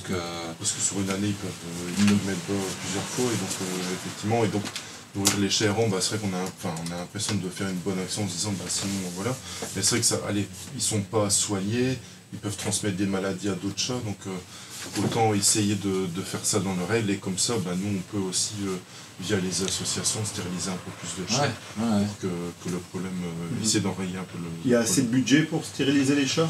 Ou c'est compliqué? Ça c'est un peu compliqué, je sais que par exemple, je me souviens l'année dernière qu'on avait fait l'interview au niveau de Katsuko-kun, donc ce qui recevait de la ville au niveau des stérilisations, ça représentait plus ou moins 10% du budget stérilisation qu'ils avaient au niveau par an. Donc voilà, ils doivent faire vendre des choses, oui, bien sûr, c'est beaucoup. Et puis par exemple, voilà, à l'ESPA il y a 3 personnes, je pense, si je me souviens bien, qui ont un contrat, et puis il y a tous les bénévoles à côté qui sont quand même nombreux. Chez Katsuko-kun par exemple, il n'y a aucune personne qui a un contrat, donc c'est toutes des personnes bénévoles qui font ça. Donc c'est ça aussi que je trouvais important de souligner aussi leur travail, parce que faire ça après son travail, ça ne doit pas être de tourpeau. Il faut être bien courageux en tout cas, c'est clair. Il faut aller tous les week-ends, il faut aller tous les jours. Ah ouais, tu veux pas dire, tiens, on arrête maintenant, c'est bon quoi. Ouais, et puis généralement ils récupèrent pas des animaux en bonne santé, c'est des animaux qu'il faut soigner limite plusieurs fois par jour. J'ai vu dans la région de Courtrai maintenant, il y a une institution, une association qui recueille les cochons d'Inde qui ont été maltraités. T'as pas entendu parler de ça? Et donc il y en a plein. Et ils essaient de les refourguer alors après à des familles d'accueil. Voilà. On en a 2 chez nous pour l'instant. Donc voilà, et donc au niveau des interventions, effectivement, on a plus en plus d'interventions malheureusement. Donc, voilà, on essaye de. Après, c'est vrai que parfois c'est un peu problématique parce qu'on voit que la SPA, la SCOCO, ils sont pleins aussi. Donc c'est vrai que d'où l'importance de leur rappeler de bien réfléchir avant de prendre un animal à son domicile. Voilà. C'est clair. Un grand merci Yves pour ces petits compléments. C'est toujours très important, très intéressant. Effectivement. Alors on va refaire une petite pause musicale en partant un petit peu dans des rythmes un peu plus exotiques et puis rythmés, électro house. Passons le robinet. C'est ça, le robinet, et passons à la mangalena. Allez, super. Il fait toujours aussi chaud. Comme dans le robinet.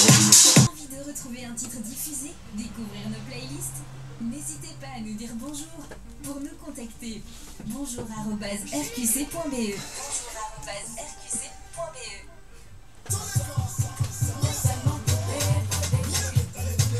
Allez, chef d'orchestre, il garde son énergie.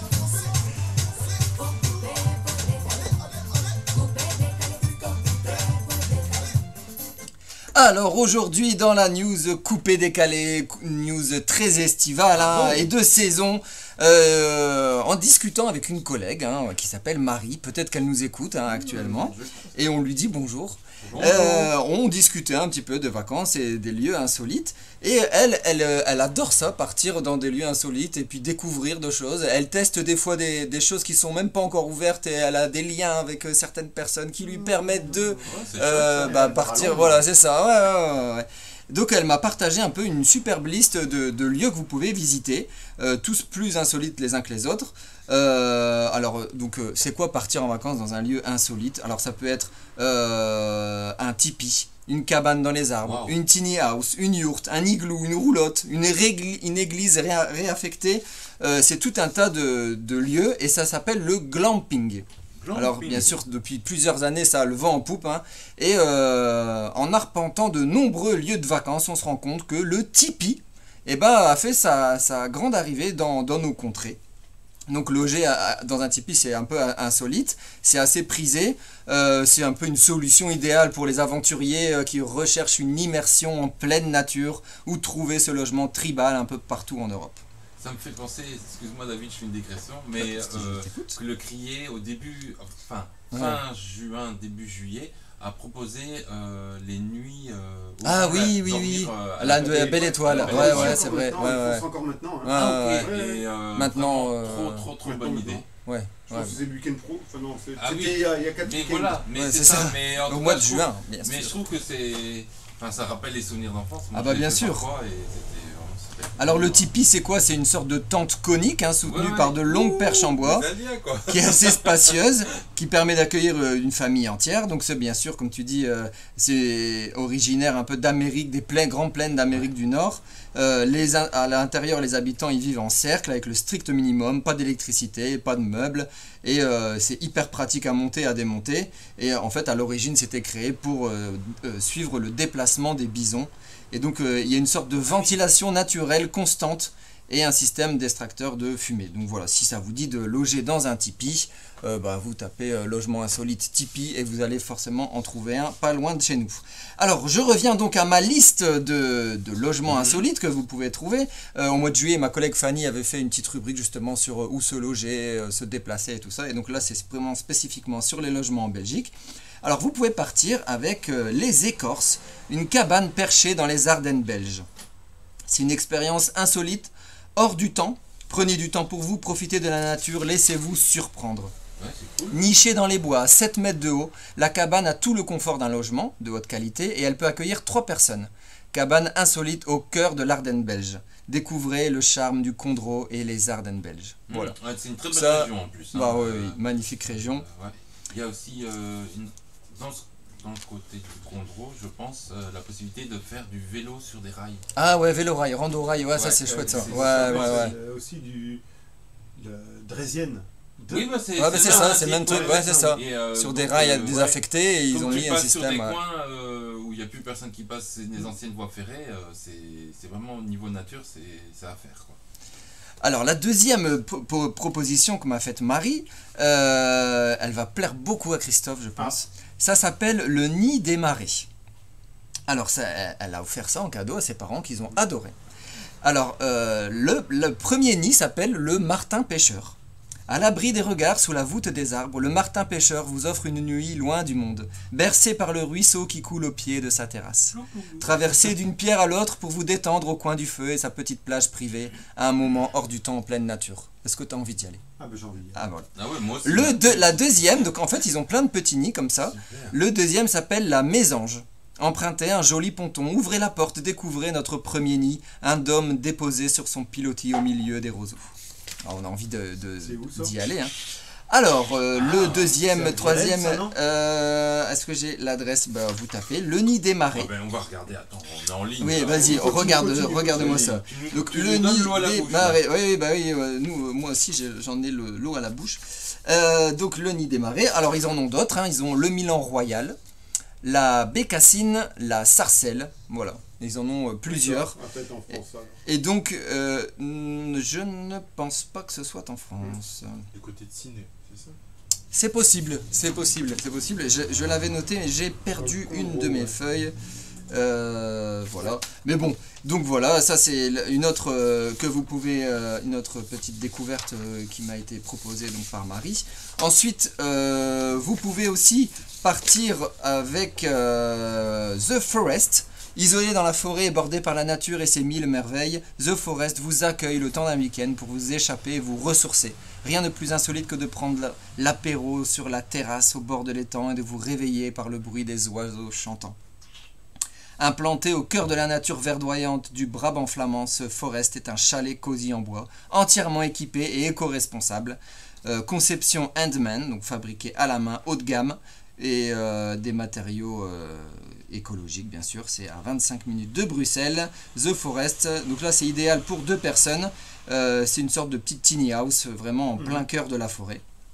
On a aussi la ferme du riz, R-Y, avec une cabane et un bain nordique. J'ai déjà été là. C'est vrai? C'est près de Chimay. Ça marche comment un bain nordique? J'en ai déjà entendu parler, mais... Là où j'ai été, il n'y avait pas de bain nordique, mais ça s'appelait la ferme du riz. C'était une cabane dans les arbres, super cosy, super, c'était vraiment cool. Voilà, qu'est-ce qu'on a d'autre encore dans la liste? Les cabanes du domaine Coucau, près de Senlis, donc là c'est plutôt dans le nord de Paris. La ferme du Lincio, qui a été aussi testée et approuvée par Marie, hein, bien sûr. Ah oui, alors vraiment, alors il y a The Woodpecker Lodge, une petite lodge, un gîte de charme en plein milieu des bois. Voilà, il y a Your Nature aussi qui propose des séjours nature insolites en Belgique. On a aussi les Yurt et Wellness au cœur de la Hasbay. Voilà, la petite fabrique, F-A-B-R-I-E-K. Les cabanes de Ranziways, alors il paraît que c'est vraiment fun pour les enfants. Voilà, on a d'autres si ça vous intéresse, on peut éventuellement vous mettre la liste de tous ces logements un peu insolites. Je mets quand même un petit peu en garde, mais le prix généralement oui, alors ouais, c'est on est généralement au-dessus de 200 €. Ouais, voilà, c'est des logements un peu plus, peut-être offrir ça dans le cadre d'un cadeau. Ouais, voilà. D'un moment que tu as envie de partager avec quelqu'un et puis ouais. 250. Alors si vous voulez aller voir les prix, n'hésitez pas à aller. Bah, après moi ce que j'ai déjà fait aussi, c'est je dresse la tente au jardin et voilà, ça peut être sympa, les enfants. Tout aussi bien. Ouais, voilà. On va tous chez Pierre. Alors on vous propose chez Pierre le jardin, le camping au jardin. Alors en plein cœur de Moucron. Pour voir les perséides. Ah oui, ça c'est fun. Il n'y a pas plus local que ça. Ah ouais, si vous voulez, alors pas de déplacement, vous pouvez venir à pied. Et tu habites où, Pierre? Par là. Ouais, c'est ça. C'est près du cimetière. Bon bah voilà, donc c'est... Moi j'étais quand même dans un logement assez incroyable aussi, donc vous savez que j'ai déjà bien voyagé, et en 93, je suis parti en sac à dos avec 5-6 personnes au lac Baïkal. Donc c'est en Russie, ça? En Russie, voilà, au large, enfin tout le long du lac Baïkal, on a fait la région Est, donc la Bouriatie, c'est ce qui allait jusqu'à la Mongolie. Donc tout en sac à dos, on arrêtait les trains, on rentrait dans les trains, dans les taxis, des bazars pareils. Et dans les derniers logements qu'on a fait, on a été dans un temple bouddhiste et on a dormi dans le temple bouddhiste. C'était une expérience vraiment extraordinaire. Et ce qui était marrant, c'est que donc on était dans une sorte de petite maisonnette à deux pièces. Et dans l'autre pièce, il y avait 2 moines bouddhistes qui étaient là. Et nous, on était à 3 dans le truc, et il y avait encore 2 dans une autre. Et on a joué toute la nuit, vous savez à quoi? Au puant. Vous connaissez ce jeu-là, le puant. Ah oui. Et alors, on se donnait des gages qu'on devait monter sur le dos de l'autre ou des bazars pareils. Et on a passé une soirée extraordinaire dans ce temple bouddhiste. On ne savait pas parler un mot de ce qu'eux ils parlaient, mais on s'est entendu extrêmement bien. Une autre anecdote dans ce temple bouddhiste, c'est quand on devait aller aux toilettes, il n'y avait pas de papier, sauf la Pravda, le journal local, et que tu jetais pas, tu remettais sur le côté, ça séchait, tu continuais. Enfin, voilà. C'est intéressant. Pittoresque. Tranche de vie. Mais tu as quand même observé des oiseaux là? Beaucoup.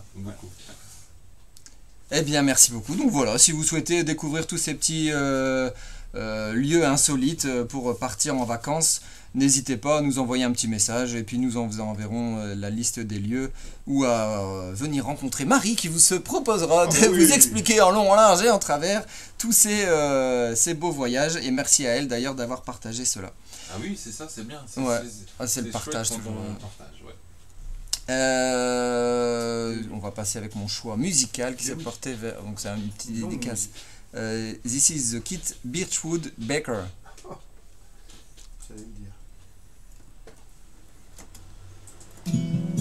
Ou par mail à bonjour@fqc.be. Sinon je peux mettre tous les jingles. Ah!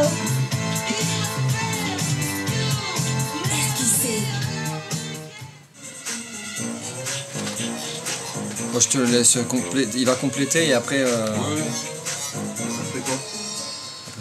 Alors nous arrivons tout doucement dans la dernière partie de cette émission. Si on changeait, nous retrouvons Yves en direct avec des informations complémentaires à la voix des animaux. Et oui, la voix des animaux n'était pas venue la fois dernière et là elle revient avec plein d'infos très intéressantes. Yves, je t'écoute. Ça, nous retrouvons comme si j'étais un envoyé spécial. Ah mais bien sûr, mais tu es un envoyé spécial. Non, c'est juste pour préciser voilà, par rapport à la question qu'on posait par rapport aux animaux qui doivent être pucés. Donc pour le chien, identification et enregistrement, c'est obligatoire depuis le 1er septembre 1998. Et pour les chats, stérilisation et identification. Les chats nés avant le 1er novembre 2007, c'était vivement conseillé mais pas obligatoire. Et depuis le 1er novembre 2007, tous les chats qui sont nés après, c'est obligatoire avant l'âge de 12 semaines ou alors avant l'âge qu'il soit donné, soit vendu. Et pour les chats entre guillemets sauvages, comment ça se passe alors? Alors normalement, je pense que si je me trompe pas, en fait, à partir du moment où la personne donne à manger et s'occupe un peu du chat, elle est quelque part responsable. D'accord. Là, c'est bon à savoir. C'est ça, c'est l'info qu'il faut faire passer parce que donc.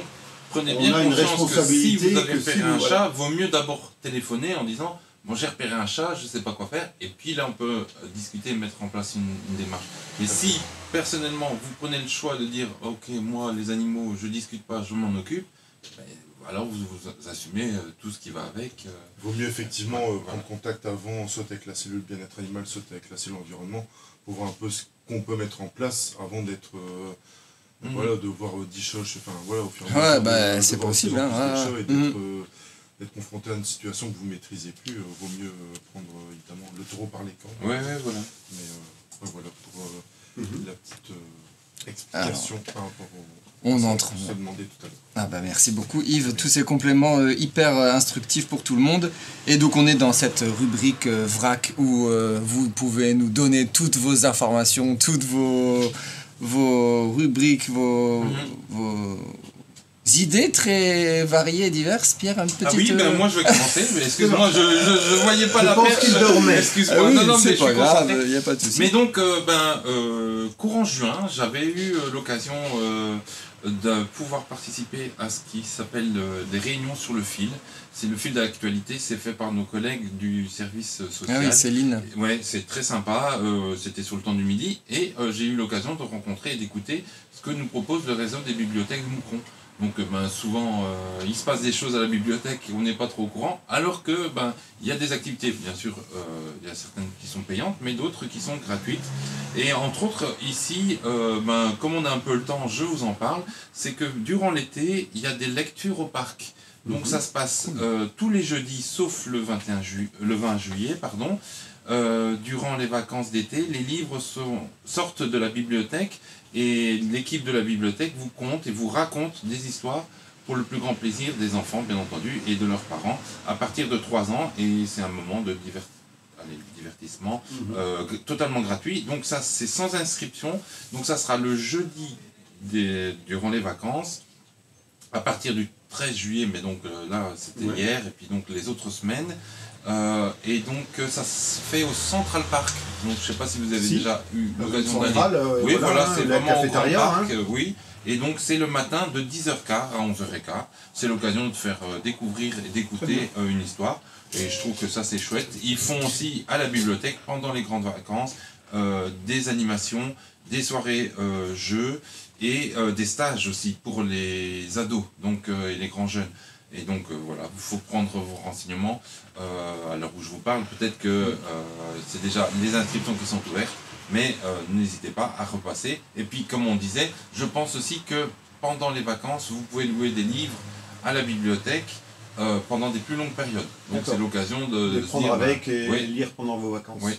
Pour le parc, il faut aussi savoir qu'on a un superbe parc qui est vraiment avec des arbres extraordinaires. Si vous allez écouter une lecture, profitez-en aussi pour faire un tour dans ce parc. Allez voir un petit peu tous les arbres. C'est pas un des plus beaux parcs de bien sûr. De Belgique. C'est un des plus beaux parcs de Wallonie, avec des arbres classés, mais vraiment remarquables. Il y a même moyen d'avoir une liste des arbres remarquables par plaquette. Vous savez, il y a des numéros sur certains arbres et de connaître les espèces d'arbres qu'il y a là. Il y a aussi plein d'oiseaux qui y nichent. Allez-y alors tôt le matin, avant les 10h, allez-y vers 8h et faire et il n'y a rien de plus agréable que de courir aussi dans le parc. Il fait moins chaud, il y a des arbres, il n'y a vraiment que des avantages à ce parc, c'est vraiment intéressant. Et il y a une autre activité qui est proposée aussi, parce que donc je pense qu'il y a même des animations qui sont proposées par la Maison de la Santé, en tout cas Samy qui fait ça.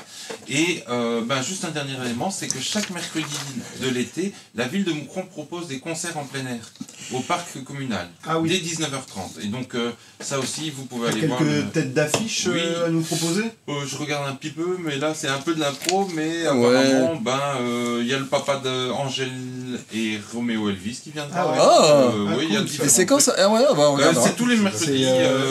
Marca, c'est ça Oui, voilà, c'est ça. Et donc, j'avais aussi entendu parler qu'il y avait le Food Truck Festival qui va arriver, mais c'est fin août. Suivez toutes ces informations sur moucron.be et renseignez-vous vite. Alors, l'émission est terminée. On se retrouve le vendredi 18 août 2023 sur RQC. Suivez notre actu bien sûr sur Facebook, Cellule Environnement. Et voici comme toujours une petite citation pour terminer cette émission. Il ne sert à rien à l'homme de gagner la lune s'il vient à perdre la terre. Magnifique. À bon entendeur. Réfléchissez bien à cette... Elon Musk. C'est ça, voilà. Voilà, on vous souhaite de joyeuses vacances, amusez-vous bien, profitez bien, voyagez bien. N'hésitez pas si vous découvrez des choses. N'hésitez pas. Moi, je vais vous dire ce que c'est. Et merci beaucoup, à bientôt. Ciao.